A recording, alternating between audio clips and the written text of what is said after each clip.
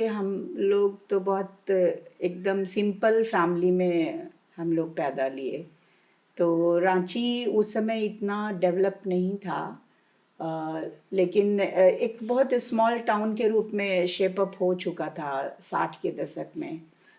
तो तब मैं इधर एग्ज़ैक्टली मैं भी कहाँ जन्म ली हूँ ये एग्ज़ैक्टली मुझे भी नहीं पता, लेकिन मौसी जो है सबसे छोटी वाली मौसी वो बताते हैं कि रांची जो गांव भी हुआ करता था एक समय में, तो यही रांची में ही पैदा हुए तुम लोग।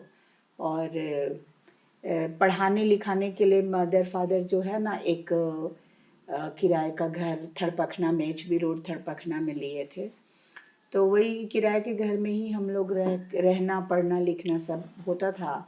और पर्व त्योहार कुछ हुआ या कोई शादी विवाह हुआ तो फिर गांव जाते थे, मांडर चटवल गांव। तो सारा कार्यक्रम फिर वहीं से होता था। जैसे मौसी की भी शादी हुई तो मौसी का शादी का हमको ज़्यादा याद है क्योंकि थोड़ा हम से होश में आ गए थे। तो यहाँ जो अभी नया विधानसभा बना है तो नया विधानसभा कूटे गांव में बना है।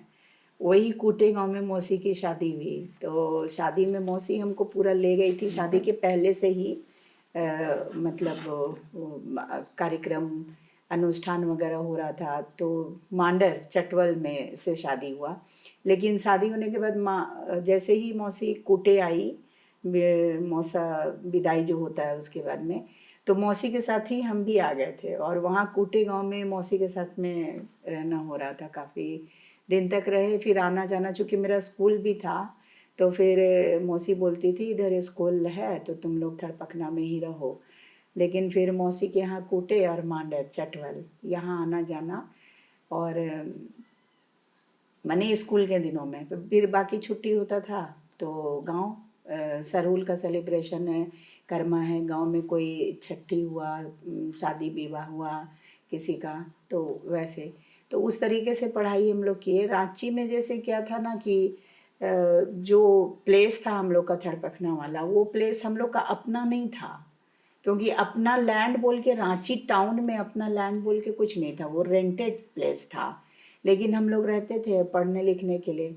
और चूँकि फादर का डेथ बहुत पहले हो गया था एकदम छोटे में, तो हम लोगों को ज़्यादा अटैचमेंट और फैमिली से जो होता है जुड़ाव और कम्युनिटी से, तो वो माँ के गांव से ही हम लोग का सारा हुआ। अभी शादी विवाह सारा रिचुअल जितना कल्चरल कस्टम बोलिए जो भी हुआ कम्युनिटी और रिश्तेदारी नातेदारी ज़्यादा मेंटेन करना, तो वो मदर साइड से हम लोगों का ज़्यादा हुआ। तो हम लोग उरांव संस्कृति और उरांव कल्चर में ही परवरिश हुई ज़्यादा। उरांव सभ्यता, उरांव संस्कृति, भाषा जो घर में माँ लोग बोलती थी, नानी लोग आती थी, मौसा मौसी लोग बोलते थे, तो वही कुड़ुक अभी भी हम लोगों के सीखा हुआ है। अभी तो कल्चर नहीं है ना, वर्किंग लैंग्वेज भी नहीं है कुड़ुक, तो थोड़ा सा मिस होता है।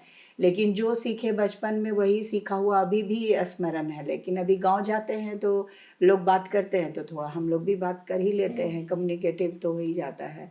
तो ये सब करते हुए और रांची में रह के ही पढ़ाई लिखाई हुआ।